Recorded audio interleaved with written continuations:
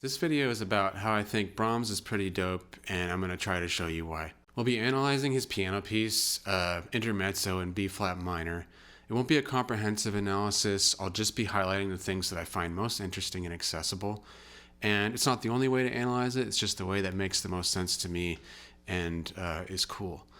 It's not the only way to analyze it, but it's the coolest way to analyze it. Alright, so the term intermezzo originates from opera. It was originally used to describe short, light-hearted pieces to be played as interludes between acts. It's taken various forms since the 16th century, but in the Romantic era, the intermezzo became abstracted and it no longer had to be connected to a larger whole, and the range of emotions expanded as well. So it's an interlude to what then? It's all very abstract and absurd. Much like the piano preludes to nothing, a trend that Chopin started, where preludes preluded other preludes with nothing to show for their existence, and none of them just being a thing, just a thing before the thing that never happened. Yeah, these guys were basically trolls. But the real brilliance in Johannes Brahms' compositions was in getting the most mileage out of the tiniest ideas or motives. A motive is the smallest analyzable element of a musical idea that possesses a thematic identity. And it seems that the shorter the motive is, the more places it can go. Or at least that's how Brahms saw it. He thrived on 2 to 3 note motives, subjecting them to simple, nearly crude mechanical operations, yet simultaneously garnering so much emotional depth from the destinations. One of my professors, the great Dr. Burnham, described his music as germinal, and I've liked to use that term ever since when describing music that unfolds and blossoms from a tiny seed. In the case of the intermezzo in B-flat minor, the motivic seed is contained within 2 notes. So what is it? What defines this as having an identity? In short, it's motion. It has a direction downwards. It has distance, 1 step down the scale, also called a second.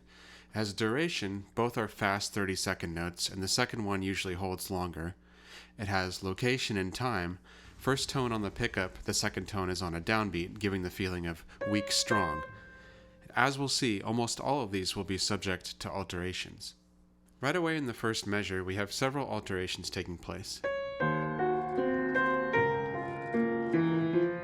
In the soprano, the descending motive repeats to move in a sequence, taking another step downwards from where it left off.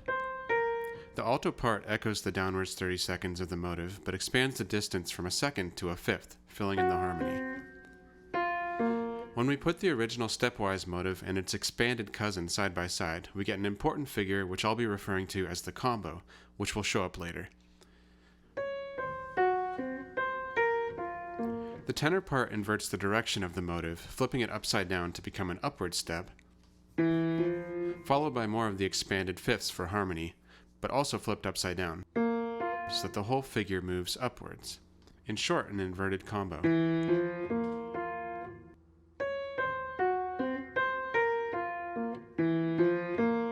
The sneakiest of all, but hidden in plain sight, the bass makes an alteration of the motive's duration. Still just 2 descending stepwise tones, weak beat, strong beat, but longer and more spread out.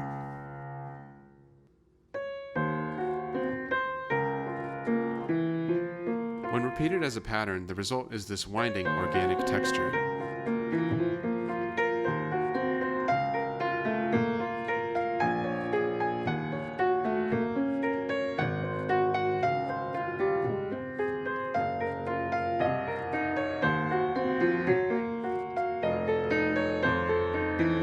I like to practice my phrasing and balance on this section by taking out the middle harmonies to isolate the motives that I want to bring out.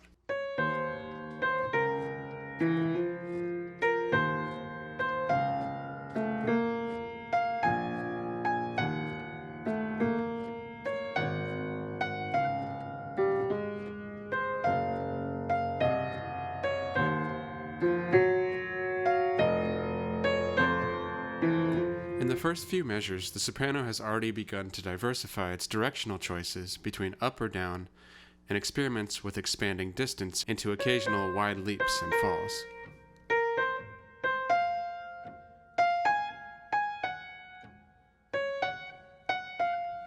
Using speech as a metaphor sometimes helps with finding intention and expression in your musical phrasing.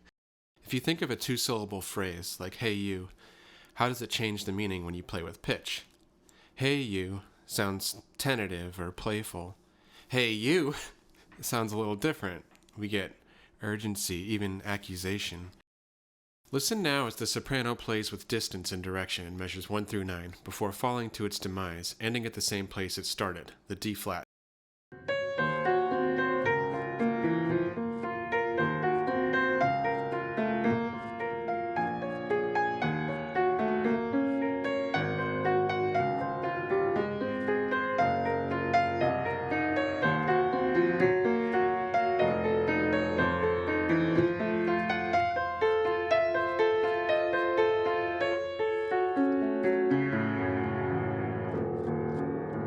A very dark and ominous harmony surrounds this freefall and feels like total despair, but the melody begins again from square one, this time shooting higher in the opportune moment.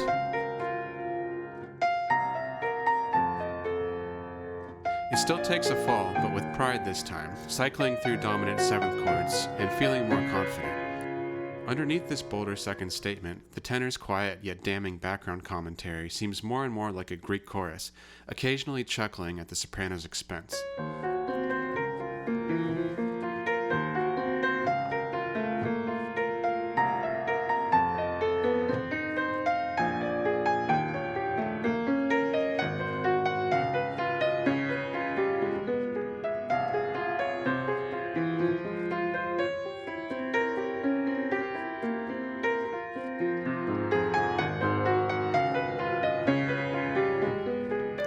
Yet the melody presses on to its descent with abandon, ending up on an even lower tone than it all began, the G flat.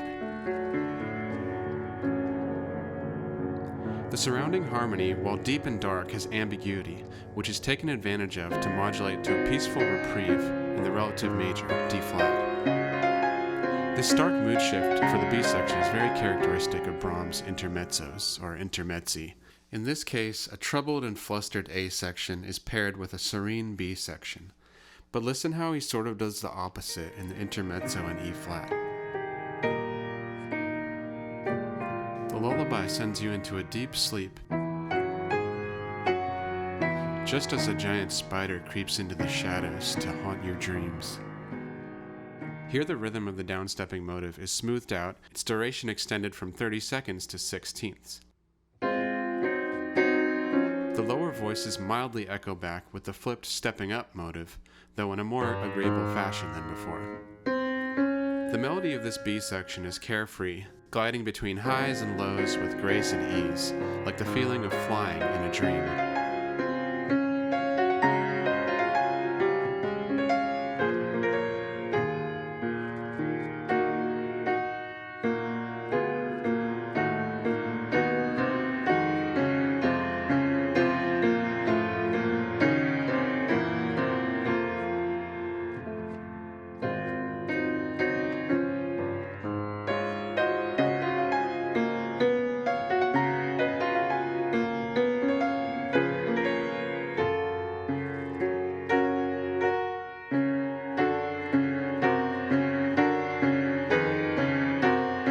We appear to have found our happy place for the moment and arrive at an amicable resolution on the D flat major chord. Then we are immediately irked again in the development section, a rather confused and argumentative exploration of the previously mentioned combo figure, and its inversion, of course. Brahms violently sends this combo figure on a wild flight to the cosmos and back. It's pretty chaotic, like having a large, agitated bird trapped in your house, and ultimately mutilates this figure beyond all recognition.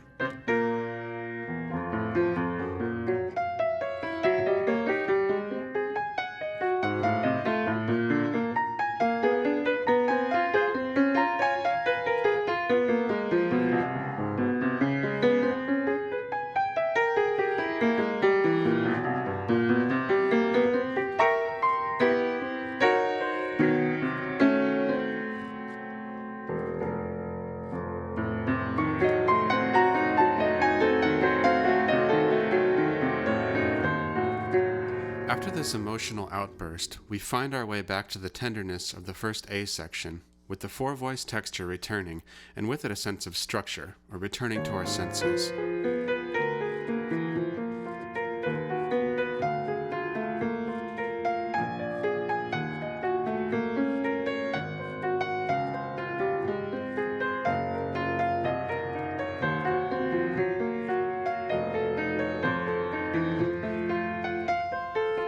first statement descends in submission predictably, but the soprano decides it will not be beaten down.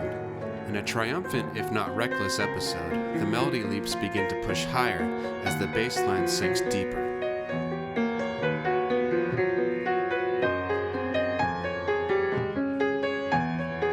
The soprano reaches its highest high on D flat and has a long way to fall.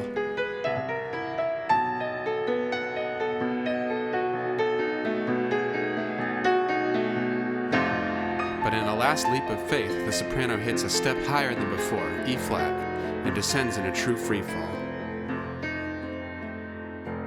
Half-heartedly, we enter the B section, trying to get back to our happy place, but something feels off.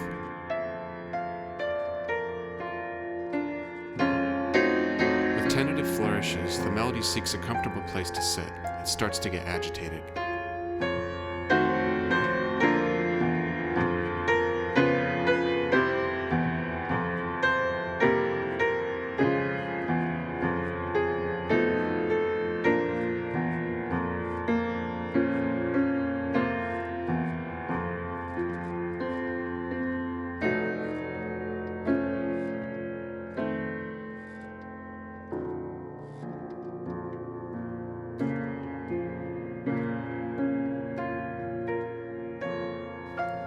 I want to hit that section again so we can break it down and listen for why this second B section is so unsettling. It seems no matter where the upper harmony tries to go, the same response is elicited from the bass, that inverted two-note motive, E stepping up to a long tone on F. This creates a pedal bass effect, where the same root is sustained or repeated in the lower register, while the upper harmony changes. It's like the upper voices are trying to persuade the bass of something, but it won't budge. For me, it evokes the idea of pushing against nature, a deep, inescapable truth, or a fate that we don't want to accept. It's a little painful to listen for how the upper harmony's efforts to change things dissipate into submission, with every phrase sounding less and less spirited.